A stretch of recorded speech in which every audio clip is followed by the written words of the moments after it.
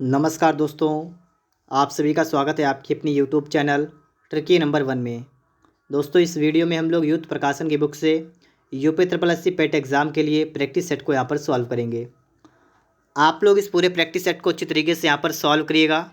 और यदि आप लोग इस चैनल पर पहली बार आए हैं तो चैनल को सब्सक्राइब करने के साथ साथ बेल आइकन को भी प्रेस कर लीजिएगा। तो चलिए हम लोग आज का प्रैक्टिस सेट यहाँ पर स्टार्ट करते हैं। और आज हम लोग यहाँ पर देखने वाले हैं प्रैक्टिस सेट नंबर 5 को। अगर आप लोगों ने इससे पहले के प्रैक्टिस सेट सॉल्व नहीं किए हैं तो आप लोग उनको भी सॉल्व करिएगा। उनका लिंक आपको इस वीडियो के डिस्क्रिप्शन बॉक्स में मिल जाएगा। ठीक है, तो चलिए यहाँ पर हम लोग स्टार्ट करते हैं। पहला प्रश्न आप सभी के सामने यहाँ पर लिखा हुआ है। प्रश्न को पढ़िएगा कि निम्नलिखित में से किसने बादशाह शाहजहाँ को सुप्रसिद्ध हीरा कोहिनूर भेंट किया था। तो कोहिनूर हीरा ये शाहजहाँ को किसने दिया था। करेक्ट आंसर ऑप्शन नंबर आपका यहाँ पर सी हो जाएगा, मीर जुमला ने। मीर जुमला ने शाहजहाँ को कोहिनूर हीरा भेंट किया था। ठीक है, तो ऑप्शन नंबर आपका यहाँ पर सी बिल्कुल करेक्ट आंसर हो जाएगा। अगले प्रश्न की बात करते हैं। निम्न में से किस सुल्तान ने तुर्कान चहलगानी का दमन किया। देखिए, अगर स्टार्टिंग की बात की जाए, अगर इसकी स्टार्टिंग पूछे आपसे तो आप बताएंगे स्टार्टिंग की थी इसकी इल्तुतमिश ने। किसने स्टार्टिंग की थी? इल्तुतमिश ने। लेकिन आपसे कहा गया दमन किसने किया, तो आप बताएंगे बलबन ने दमन किया था। तो आपका यहाँ पर बी ऑप्शन बिल्कुल राइट आंसर हो जाएगा, बलबन। ठीक है, इसके बाद आगे देखिएगा। अगला प्रश्न आपका है, सती प्रथा का अभिलेखीय साक्ष्य कहाँ से मिलता है। सती प्रथा की बात की गई है, आप बताएंगे ऐरण अभिलेख। इससे सती प्रथा का साक्ष्य मिलता है। क्या नाम है? ऐरण अभिलेख। किसका था ये? उनका नाम था भानुगुप्त। क्या नाम था? भानुगुप्त का ऐरण अभिलेख। आगे देखिएगा, बुद्ध की मृत्यु जहाँ हुई थी वह स्थान अब कहाँ है। तो किस स्थान पर गौतम बुद्ध की मृत्यु हुई थी? आप बताएंगे उत्तर प्रदेश में हुई थी। कहाँ पर हुई थी? उत्तर प्रदेश में हुई थी। किस जगह पर? कुशीनगर में। उत्तर प्रदेश में कुशीनगर में गौतम बुद्ध की मृत्यु हुई थी। तो ऑप्शन नंबर आपका यहाँ पर कौन सा हुआ? डी ऑप्शन आपका यहाँ पर राइट आंसर हो जाएगा। ठीक है, इसके बाद आप लोग आगे देखेंगे। प्रश्न आपका है कि निम्नलिखित में से कौन सा एक हड़प्पा का बंदरगाह है। हड़प्पा का बंदरगाह कौन सा है? आपका करेक्ट आंसर ऑप्शन बी हो जाएगा, लोथल। ठीक है, लोथल। लोथल की खोज किसने की थी? S.R. राव ने लोथल की खोज की थी। इसके बाद प्रश्न नंबर 6, निम्नलिखित कथनों पर विचार कीजिए। गवर्नमेंट ऑफ इंडिया एक्ट 1935 में इनमें से कौन कौन सा उपबंध था। तो यहाँ पर कौन कौन सा था ये आपको बताना है। पहला है प्रांतीय स्वशासन का उपबंध था, बिल्कुल सही है। एक संघीय न्यायालय की स्थापना का उपबंध, ये भी सही है। और अगला आपका है केंद्र में अखिल भारत संघ का उपबंध, ये भी सही है। मतलब 1 2 3 ये आपके तीनों करेक्ट हैं। ऑप्शन डी करेक्ट है। मैं एक समाजवादी और गणतंत्रवादी हूँ और मुझे राजाओं और राजकुमारों में विश्वास नहीं है। यह वक्तव्य संबंधित है, किससे संबंधित है? जवाहरलाल नेहरू से संबंधित है। उन्होंने कहा कि मैं एक समाजवादी और गणतंत्रवादी हूँ और मुझे राजाओं और राजकुमारों में विश्वास नहीं है। ठीक है, माई एक्सपेरिमेंट विद ट्रुथ। ठीक है, इसके लेखक कौन हैं? तो इसके लेखक कौन है आप बताएंगे, महात्मा गांधी की पुस्तक है। ठीक है, तो आपका यहाँ पर डी ऑप्शन बिल्कुल राइट आंसर बन जाएगा। और इसके अलावा आपको एक और याद रखनी है, young India. Young India Mahatma Gandhi. ठीक है, discovery of India Pandit Jawaharlal Nehru. अगला प्रश्न आपका है, लॉर्ड कर्जन के समय उग्रवाद का पनपने का मुख्य कारण क्या था। तो देखिए, लॉर्ड कर्जन के बारे में बहुत से प्रैक्टिस मैंने आपको करवाए हैं और लगभग सब में यही बात पूछी गई है लॉर्ड कर्जन से संबंधित। आप समझिएगा, देखिए इंपॉर्टेंट तो आपके लिए प्रश्न वाला है कि ये बंगाल विभाजन से संबंधित है कौन? Lord Curzon. और एक बार फिर से आप समझिएगा, यहाँ पर इस जो है यहाँ पर 20 जुलाई, ठीक है 20 जुलाई 1905 इसको घोषणा होती है कि बंगाल का विभाजन होगा।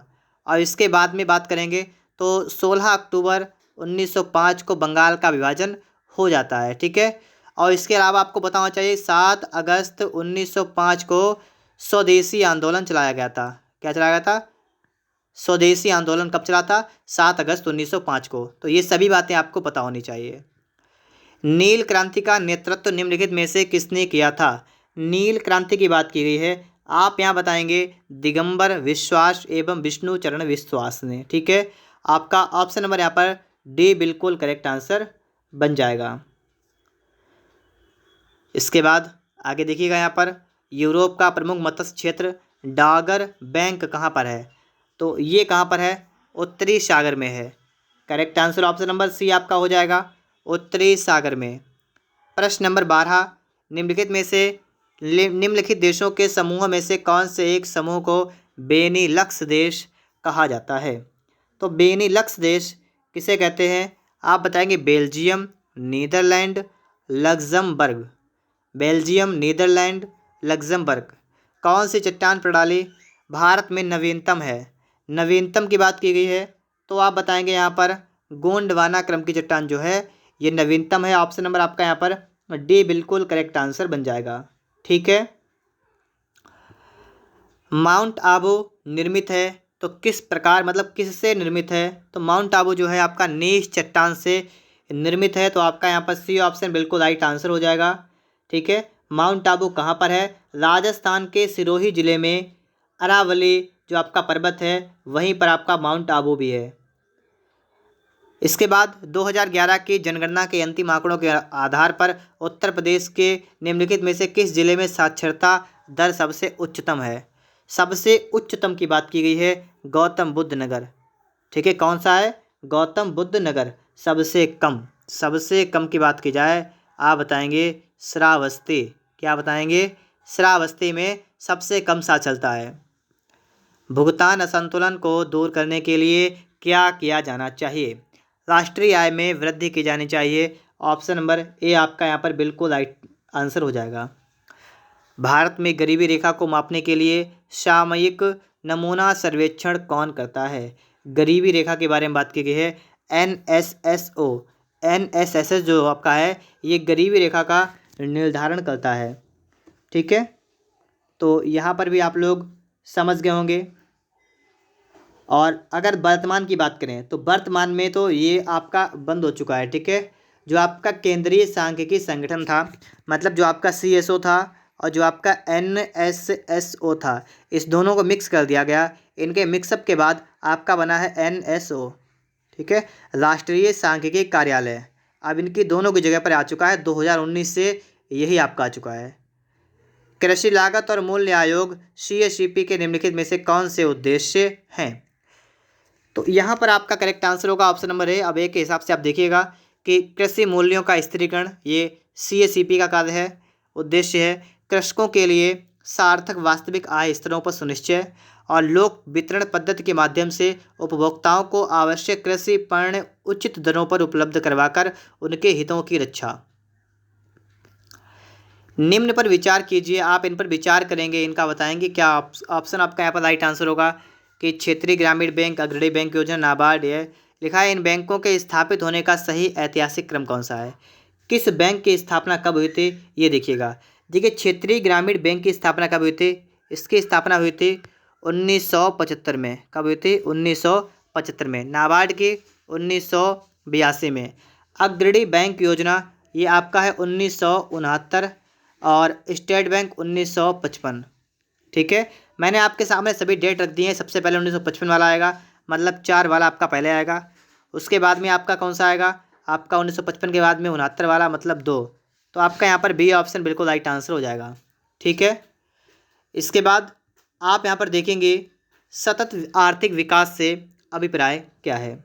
सतत आर्थिक विकास का अभिप्राय है वर्तमान पीढ़ी के विकास के साथ साथ भविष्य का आर्थिक विकास। इसे ही हम लोग कहेंगे सतत आर्थिक विकास। ठीक है, इसके बाद आप लोग यहाँ पर देखेंगे अगला प्रश्न है आपका कि 21 नंबर निम्नलिखित कथनों पर विचार करिए। तो यहाँ पर आप लोग विचार करेंगे, बताएंगे क्या ऑप्शन आपका यहाँ पर राइट आंसर है। पहला है कि भारत के संविधान के भाग 9 में पंचायतों से संबंधित उपबंध है और उसे संविधान 73वां संशोधन अधिनियम 1992 के द्वारा अंतः स्थापित किया गया। बिल्कुल करेक्ट आंसर हो जाएगा। और अगला आपका है कि भारत के संविधान के भाग 9A में नगर पालिकाओं से संबंधित उपलब्ध उपबंध हैं और अनुच्छेद 243Q के अनुसार प्रत्येक राज्य के लिए 2 प्रकार की नगर पालिकाएं हो सकती हैं, नगर परिषद और नगर निगम। देखिए, एक तो आपकी होती है नगर पंचायत, एक होती है नगर पालिका और एक होती है नगर निगम। ठीक है, नगर पालिका, नगर परिषद देखिए है और नगर निगम, तो 3 होती हैं। तो यहाँ पर आपका दूसरा वाला जो आपका है ये गलत है, पहला वाला आपका सही है। तो आपका केवल एक यहाँ पर अगर आप देखेंगे तो आपका बिल्कुल करेक्ट आंसर बन जाएगा। इसके बाद आप लोग यहाँ पर देखेंगे राष्ट्रपति द्वारा जारी अध्यादेश जिस अवधि तक मान्य होंगे वह अवधि कितनी है। वह अवधि है मास, मतलब 6 मास। ठीक है, अध्यादेश 6 महीने के लिए। तो ऑप्शन नंबर आपका यहाँ पर बी बिल्कुल राइट आंसर हो जाएगा। राष्ट्रपति जो आपका अध्यादेश जारी करता है किस अनुच्छेद के अंतर्गत जारी करता है? अनुच्छेद 123 के अंतर्गत राष्ट्रपति अध्यादेश जारी कर सकता है। ठीक है, संसदीय शासन प्रणाली में मंत्रिपरिषद व्यवस्थापिका के माध्यम से उत्तरदायी होती है, जनता के प्रति उत्तरदायी होती है। करेक्ट आंसर ऑप्शन नंबर आपका यहाँ पर बी हो जाएगा।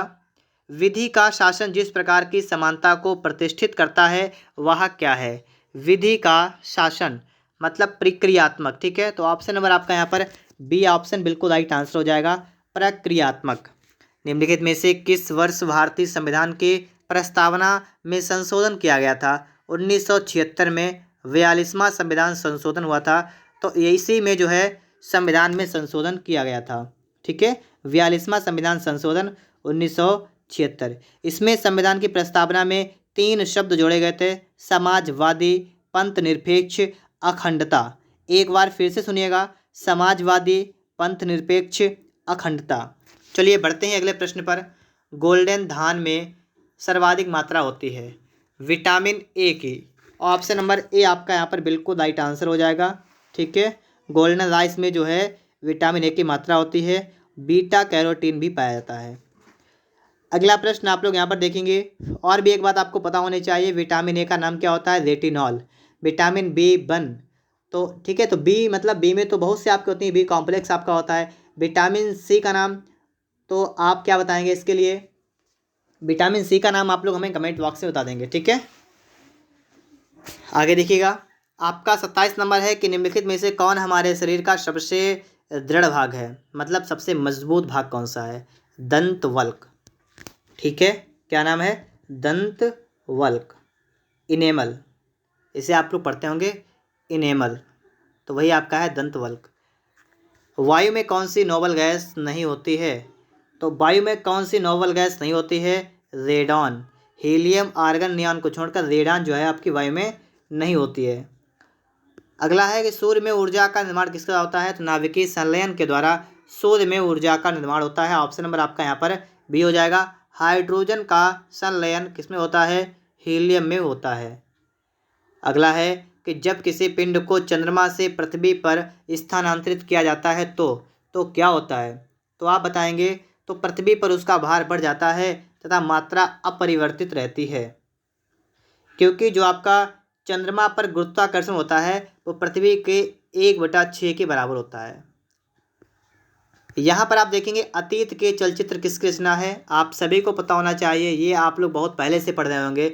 जब आप लोगों ने हाई स्कूल किया होगा तभी आपको पता चल गया होगा। अतीत के चलचित्र महादेवी वर्मा, तो आपका ऑप्शन नंबर ए होगा। मुहावरे अपना सामान्य अर्थ ना देकर अर्थ प्रकट करते हैं, कैसा अर्थ प्रकट करते हैं? तो यहाँ पर आप बताएंगे विशेष अर्थ प्रकट करते हैं। कौन सा शब्द पुल्लिंग है? पुल्लिंग की बात की गई है, तो आप लोग इसमें बड़ा, बड़े, मेरा, मेरे ऐसे शब्दों का इस्तेमाल करके चेक करें। यहाँ पर जैसे वचन, तो वचन अच्छी वचन या अच्छा वचन, तो आप सभी को ये बात तो पता होगी कि मैं वचन देता हूँ, या मतलब मैं वचन देते हो तो हो जाएगा, लेकिन अच्छा वचन या अच्छी वचन, तो आप कहेंगे अच्छा वचन, तो इसका मतलब है पुल्लिंग आपका ए हो जाएगा। ठीक है, हानि हुई, बचत की, मुझे प्यास लगी, तो इन सभी शब्द कैसे हैं? स्त्रीलिंग, तो आपका वचन हो जाएगा पुल्लिंग। मैंने मेरे को सुधार लिया, मैंने मेरे को सुधार लिया, ये आपका बिल्कुल करेक्ट आंसर है। ठीक है, मतलब बिल्कुल गलत है मेरे को, यहाँ पर मेरे को नहीं होगा। और यहाँ पर हम देखेंगे, यहाँ पर जो सर्वनाम संबंधी शुद्धि है। ठीक है, सब सर्वनाम की आपकी शुद्धि है। दिए गए विकल्पों में से बादल का समानार्थी शब्द कौन सा विकल्प है? बादल, तो बादल के लिए हम बताएंगे अम्बुद। ठीक है, क्या बताएंगे? अम्बुद, तो ऑप्शन नंबर आपका यहाँ पर डी हो जाएगा। और यहाँ पर एक बात ध्यान रखिएगा, अम्बुज, जलज, नीरज, ये सभी किसके हैं? ये सभी कमल के हैं। ठीक है, बादल के लिए लास्ट में आपका दा और कमल के लिए लास्ट में आपका जा। यहाँ पर आप देखेंगे प्रश्न नंबर आपके लिए आ चुका है 51 नंबर। आपका लिखा हुआ है कि निम्नलिखित में से नेम सेक पुस्तक के रचयिता कौन है। नेम सेक की बात की गई, आप बताएंगे झुम्पा लाहिड़ी। ऑप्शन नंबर आपका यहाँ पर बी बिल्कुल राइट आंसर हो जाएगा। विश्व पर्यावरण दिवस कब मनाते हैं? 5 जून को विश्व पर्यावरण दिवस मनाया जाता है। ऑप्शन नंबर आपका यहाँ पर कौन सा हो जाएगा? ए ऑप्शन आपका यहाँ पर बिल्कुल करेक्ट आंसर बन जाएगा। ठीक है, 5 जून विश्व पर्यावरण दिवस। अगला आपका यहाँ पर है कि कौन मतलब किस प्रकार की खेती जो है ये कृषि के ग्रीन हाउस का एक तरीका, जहाँ उन्नत ग्रीन हाउस प्रौद्योगिकी जैसे हाइड्रोपोनिक्स और एरोपोनिक्स का उपयोग करके शहरों में बहुमंजिला इमारतों के अंदर वाणिज्यिक रूप से व्यवहार्य फसलों की खेती की जाती है, उसे हम लोग कहते हैं लंबवत खेती। क्या कहते हैं? लंबवत खेती। एक अंतर्राष्ट्रीय आंदोलन जिसका उद्देश्य पर्यावरण की समस्या से संबंध होकर विश्व को बचाना है, वो कौन सा है? तो ये आपका है ग्रीन पीस। क्या नाम है? Green peas. भारतीय दलहन अनुसंधान संस्थान ये कहाँ पर स्थित है? आपका राइट आंसर होगा कानपुर में है। करेक्ट आंसर ऑप्शन नंबर आपका यहाँ पर सी हो जाएगा, कानपुर में। स्वीडन की राजधानी क्या है? स्टॉकहोम। आपकी स्वीडन की राजधानी है स्टॉकहोम। ठीक है, और यहाँ पर बात करेंगे बर्न किसकी राजधानी है? तो आप बताएंगे स्विट्जरलैंड की राजधानी क्या है? आप बताएंगे बर्न जो है ये स्विट्जरलैंड की राजधानी है। स्पेन की क्या है? तो स्पेन की है मैड्रिड, स्पेन की राजधानी है। ठीक है, और लग्जमबर्ग की राजधानी लग्जमबर्ग ही है।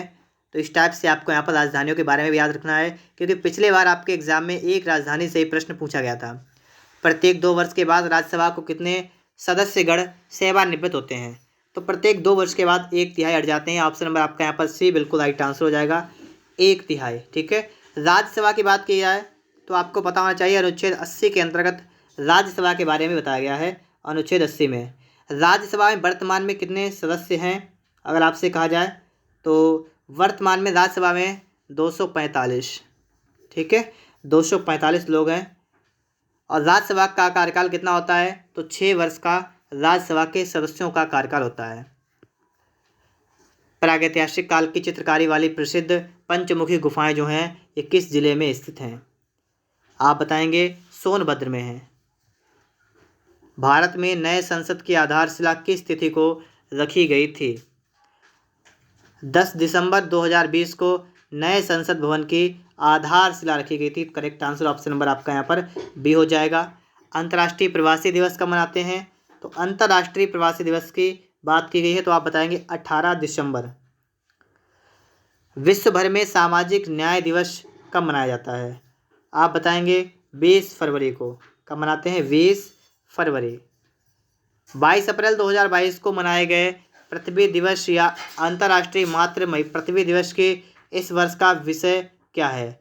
तो पृथ्वी दिवस 22 अप्रैल, जल दिवस 22 मार्च। तो जो आपका 22 अप्रैल को पृथ्वी दिवस मनाया गया था, इसकी थीम क्या थी? हमारे ग्रह में निवेश करें। ठीक है, करेक्ट आंसर आपका ऑप्शन नंबर यहाँ पर हो जाएगा, ऑप्शन नंबर ए। इसके बाद आगे देखिएगा, अगला आपका है कि हेलिना क्या है? क्या कहा गया आपसे है? हेलिना क्या है? तो इसका जवाब आप देंगे कि हेलिना स्वदेशी रूप से विकसित helicopter launch anti tank missile है।